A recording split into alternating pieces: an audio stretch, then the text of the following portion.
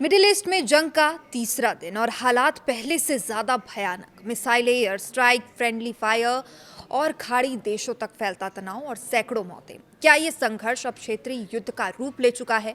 नमस्कार, मैं हूं आपके साथ सृष्टि शेखर और आप देख रहे हैं न्यूज 18 का डिजिटल प्लेटफॉर्म। तो आइए 10 बड़े अपडेट्स में समझते हैं कि जंग के तीसरे दिन क्या क्या हुआ है। अमेरिकी इजराइल एयर स्ट्राइक तेज हो गई है। यूनाइटेड स्टेट्स और इजराइल ने 2 मार्च की सुबह से ईरान पर बड़े पैमाने पर हवाई हमले जारी रखे हैं। तेहरान और इस्फहान सहित कई सैन्य ठिकानों, मिसाइल लॉन्चर और कमांड सेंटरों को निशाना बनाया गया है। रिपोर्ट्स की माने तो 1000 से ज़्यादा स्ट्राइक्स और 2000 से ज़्यादा टारगेट्स पर हमले हुए हैं।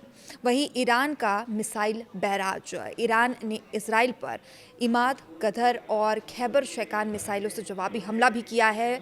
और शेमेश में एक सिनेगॉग पर मिसाइल गिरने से 9 लोगों की मौत की भी खबर सामने आई है, जबकि जेरूसलम में 6 लोग घायल हुए हैं। रिवॉल्यूशनरी गार्ड्स ने इजरायली पीएम ऑफिस को भी निशाना बनाने का दावा किया है। और इसके साथ ही लेबनान आधारित हिजबुल्लाह ने उत्तरी इजराइल पर रॉकेट और ड्रोन दागे हैं। जवाब में इजराइल ने बेरूत और दक्षिणी लेबनान में हमले किए हैं। ये संघर्ष के क्षेत्रीय विस्तार का बड़ा संकेत बताया जा रहा है।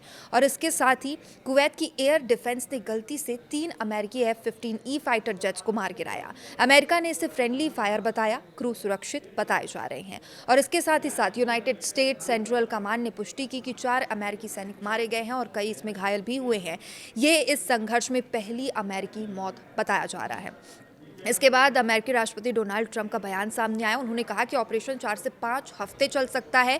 उन्होंने ईरान में शासन परिवर्तन तक की बात कही है और संकेत दिया है कि बड़ी लहर अभी बाकी है, यानी कि ये जो युद्ध है वो महायुद्ध में तब्दील हो सकता है। इंटरनेशनल एटॉमिक एनर्जी एजेंसी ने कहा कि ईरान की परमाणु साइट्स को नुकसान की पुष्टि नहीं है। हालांकि